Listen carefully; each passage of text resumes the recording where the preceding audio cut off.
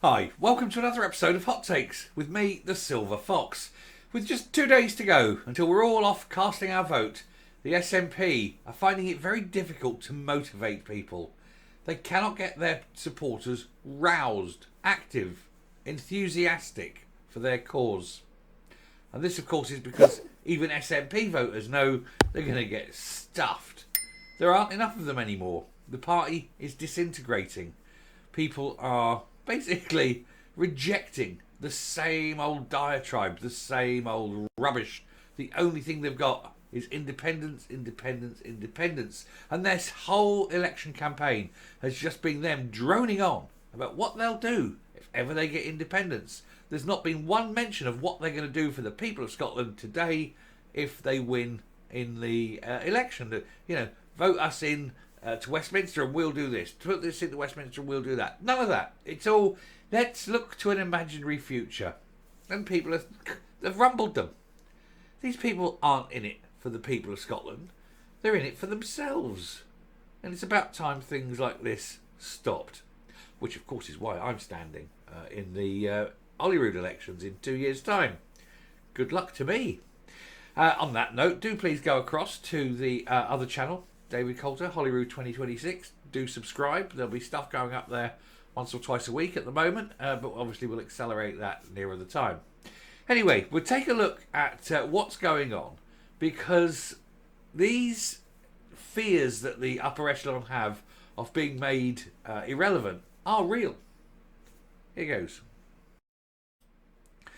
So, great headline. SNP are failing to motivate supporters just days from election as insiders are raising new fears.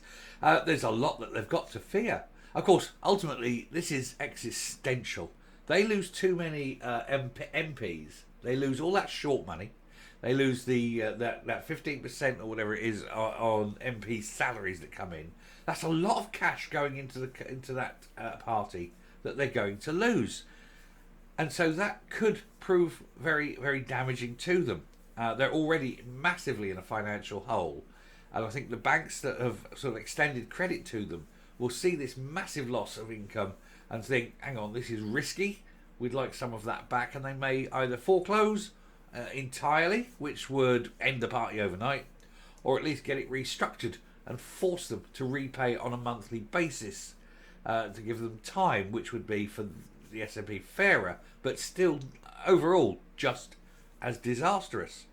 So it is very, very important that all you good people, vote. Make sure you vote. Don't get complacent. Don't sit at home on Thursday. Go and put your X in your box and vote tactically. A quarter of Scotland are going to be voting tactically, which I think is excellent because most of them, of course, are going to be anti-SNP. Anyway, John Swinney's party faces big losses if the polls are to be believed, and that may impact on some voters' decision to even turn up on the 4th of July. SNP insiders have raised fears their party is failing to motivate its supporters to get out and vote just days before the general election, and polls suggesting the Nats are facing heavy losses on Thursday, with Scottish Labour set to be the biggest beneficiary. It looks almost certainly as though Glasgow will be red, just completely red, complete Labour, which would be a stunning defeat for the SNP. Experts now predict voter turnout will play a huge role in the election. Labour is seemingly heading for a huge majority at Westminster, and that could see voters opt to stay at home if they feel the result is a foregone conclusion. I think the result is a foregone conclusion. The European Championships have also played a part in the public being less engaged with the campaign, but it also seems John Swinney is failing to engage with even his own supporters as SNP leader. Well, he doesn't have much to engage with, does he?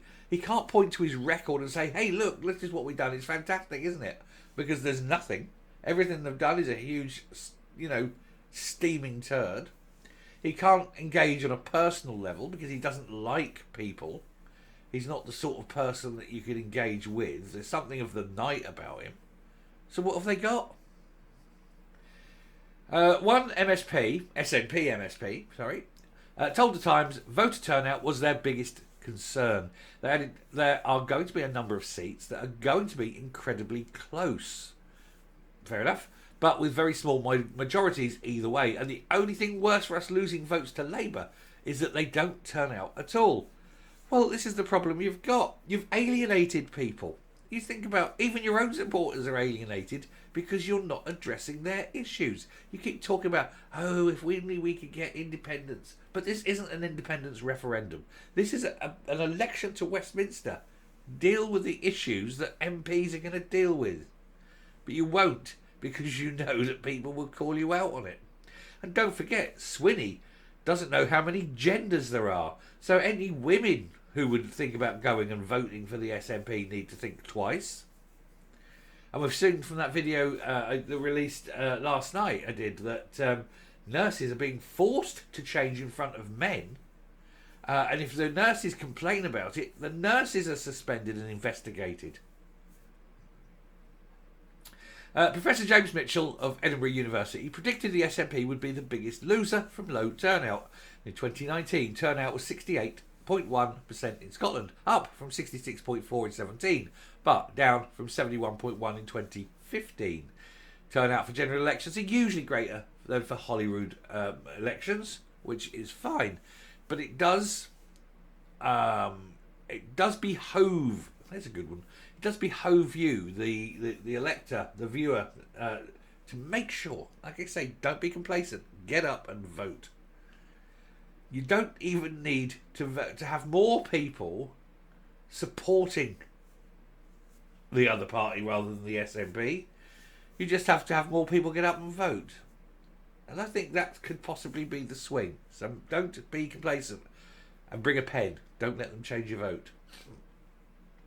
Professor Mitchell said the SNP faces a particular problem in Glasgow, where voter turnout is particularly low.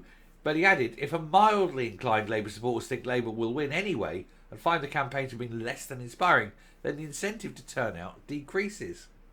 Yeah, don't let them win and don't let them get in by default. Make sure you beat them. He said, on top of the usual low turnout we always see, especially evident among the less well-off and the younger electors, there may be a tendency not to vote for additional reasons. There's also ample evidence of low trust in politics, which could deflate turnout. But, as ever, turnout will vary considerably across the country.